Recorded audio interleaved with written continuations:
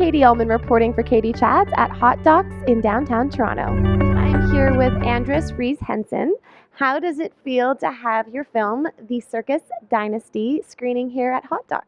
Oh, of course, I'm deeply honored. I've been here to hotDOCS before, but this is my first visit with my own movie. So it's, of course, it's very prestigious and I'm very happy. Congratulations. Thank you so much. Have you always been a fan of the circus? Yes. And you know, a lot of people from, let's say, my friends or from the creative class of film directors, they don't like circus. They consider it to be bad taste and cheap perfume and women with fake eyelashes and all that. But I've always, when people they stop when they're 10, 12 years old, then I just continue. I've always been watching circus, but I'm into good circus. I'm not into, let's say, an uncle who's dressed like a zebra and being kicked into his ass or something. No, I like to see beautiful, skilled artwork in circus. I've always been into this. And these two families who've been in the circus business for generations, how did you first become acquainted with them? Since I've always been going to circus, I know the Pedino family. They had seen some of my other documentary movies, so they were not that reluctant. So there was the confidence from the beginning, and I told him, "Hey, Mr. Pedino, I'm not from Animal Protection Organization, and I'm not from the tax department." So it was just to erase these kind of obstacles, right? So at that time, it was rather easy to build up the confidence just to make the movie, and but of course they are very much they are used to show off in glittering magazines and so on, but they are not very used to open the doors into their caravans and into their personal life, right? And I knew from the very beginning, if I was going to make a film about circus, it should be a film also for the people who doesn't like circus. Absolutely. And so the two protagonists, the daughter from one circus family and the son from the other, you have, some fairly intimate scenes between the two of them. And I was just curious, as a filmmaker, how you got that access and how you captured those moments. It's requires a lot of patience, and it requires a lot of confidence from them to me and from me to them. And it's like, not today, no, but then I'll be there tomorrow. So I think actually the key work in making this kind of documentary film, it is to be insisting and to be there with the characters, to be there and follow the characters, and even also to be there when the sun is not shining. And the film is so colorful and beautiful. And I was wondering, in terms of the cinematography, what was the process like creating this look?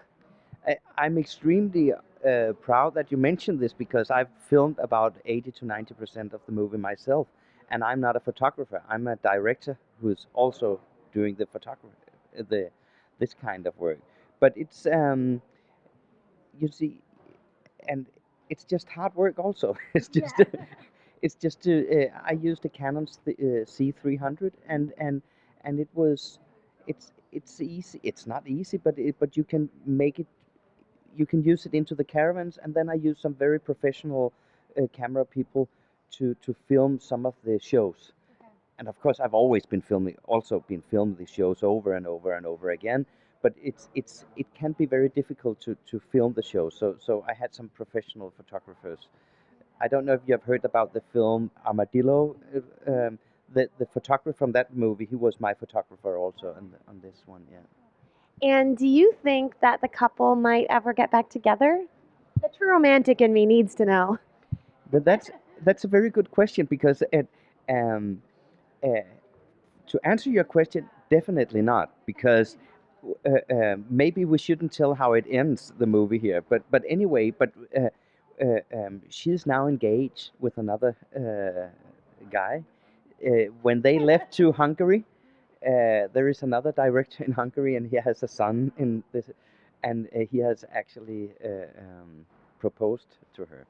So I will guess she will go to get married with the son of the Hungarian circus. Well, now I know. Thank you. but, and, But I think personally, I think if it was fiction, then you would see that he would, oh, come back, Mary Lou. And I think this is it would be very unnatural if it would have this happy ending.